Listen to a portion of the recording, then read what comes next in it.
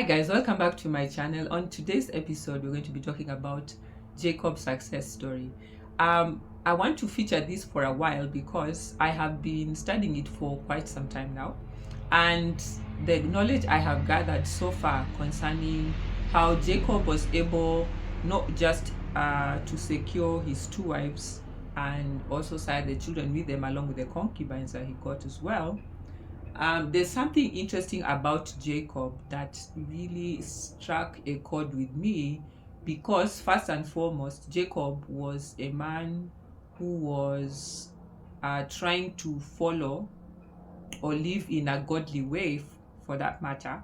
But unfortunately, he was living in a godly way in an idolatrous community, bearing in mind that Laban was a man who worshipped the god of Nahor. The god of Nahor was the god of his father.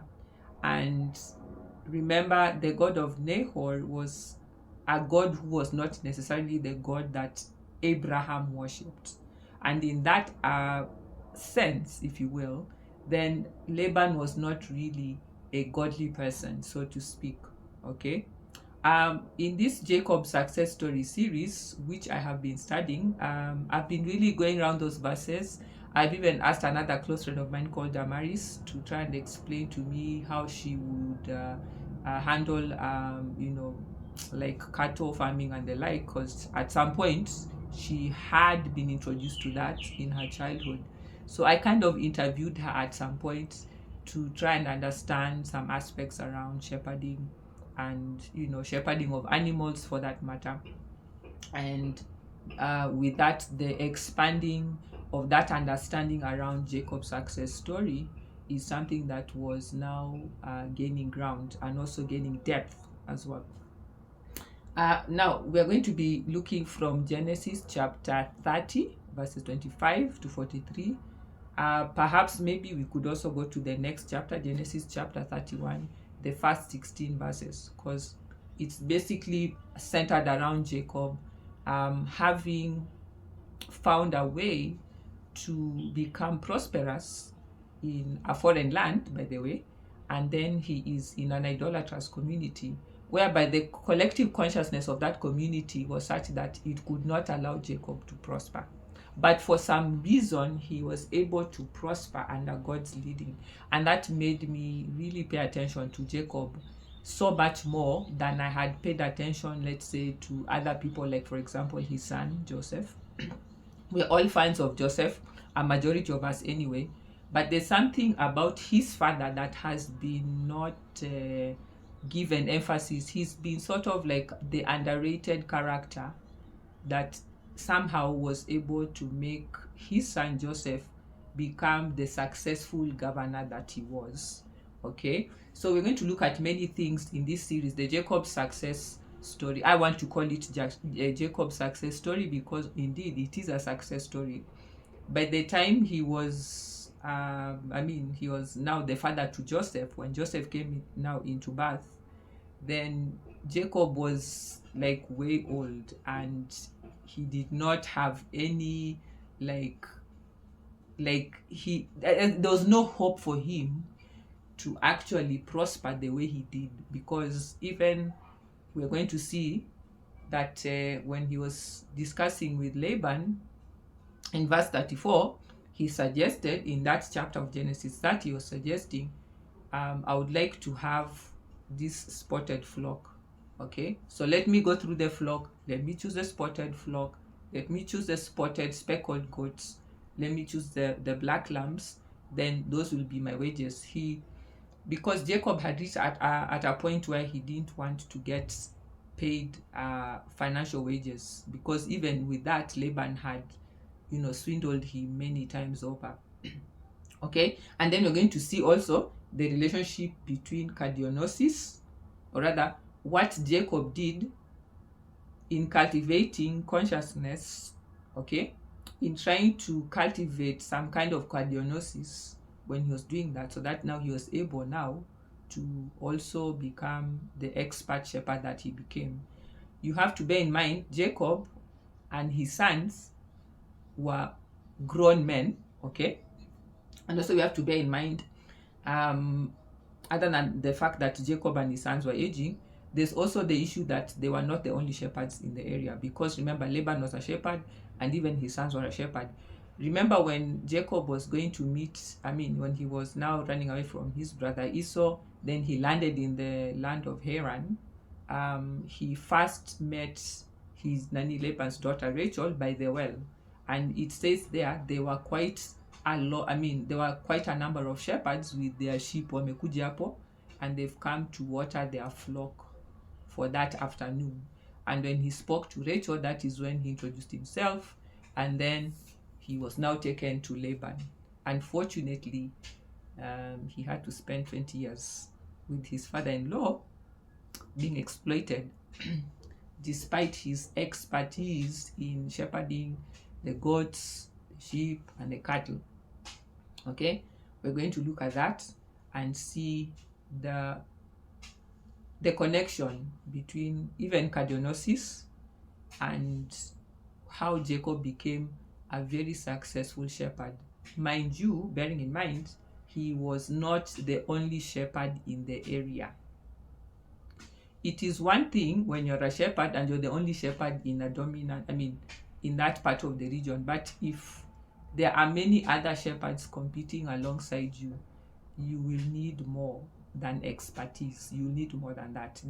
You'll need something like an extra thing that will help you to become the singled out shepherd that is sought after, whose flock is sought after, whose farm produce also is sought after. Because let us remember, he was not just rearing the sheep and goats for the sake of the meat, but he was also rearing them for the milk, for himself and his family, and also for the things that he wanted to sell in the marketplace, and the many things around the flock. Okay, the trees, the vegetable farming, and considering where they were also geographically, they had different seasons, whereby they had the autumn, the winter, the spring, and the summer. And like in Africa, where it is just, we have the hot, the dry seasons, and then we have the rainy, wet seasons. Okay, so we're going to look at that hopefully in the next few minutes, but it's going to be hopefully a series that over time will become something that we can glean from. Okay, the reason I want to call it, especially that particular section in the Bible, Genesis chapter 30 from verses 25 to 43, I like to call it Jacob's success stories, because as I've said earlier, Jacob was an old person. He was probably in his 80s at the time when Joseph was born, and Laban had really exploited him for quite a number of years. There, in the next chapter, in Genesis chapter 31, Jacob, when he's confronting his father-in-law after running away, he tells his father, "You actually calculatingly changed my wages 10 times. It shows you Laban was not the father-in-law that obviously Jacob would have hoped for. But unfortunately, those are the circumstances he was under, and that is why he found him. He as he grew older, and he reached that place where he was like, my wages are not going to get me out of here, and I need to go back to where I was. I need to go back to the place of promise. When I was running away from my brother, that place in Bethel, I was promised that I will become an established person, and then I'll go back, and then I will be, a man who's established, obviously, but also I'll be having my own business, and now I'm in my own place, I'm in my inheritance. Okay, so Jacob was in a place where honestly he was quite desperate, and he needed something from God. He needed godly intervention, if you will, from his God, the God of his grandfather and his father now, so that he could be able to now find a strategy in rearing his sheep and goats, and then multiplying them, breeding them, and then even making sure that they stay healthy, that they are disease resistant, and all those many other factors. Personally, when I was studying this section lately, I was also linking it with the book of Proverbs. For example, I think it is in chapter 24. The last 3 verses there about it says, a little folding of the hands, then you go to sleep, and before you know it, poverty will attack you like an armed robber. in this case, Jacob was that person who had folded his hands and he had slept for quite some time, and that is why his story for those 14 years were not as promising as somebody would have wanted.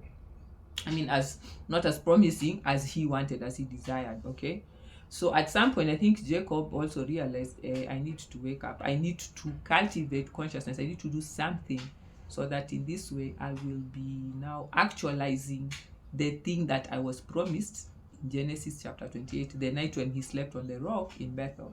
Okay, so we need to also link those two things together so that now the cardiognosis becomes more understood.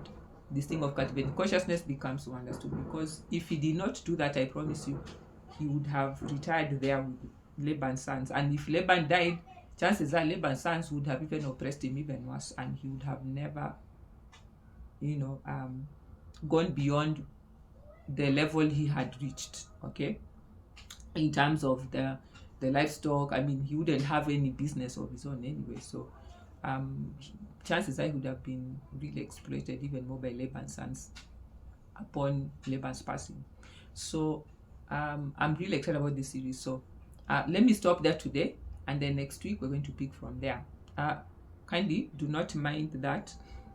I thought it would look, yes, but this camera thing is something I'm learning. So until next time, my friends, I wish you a good day.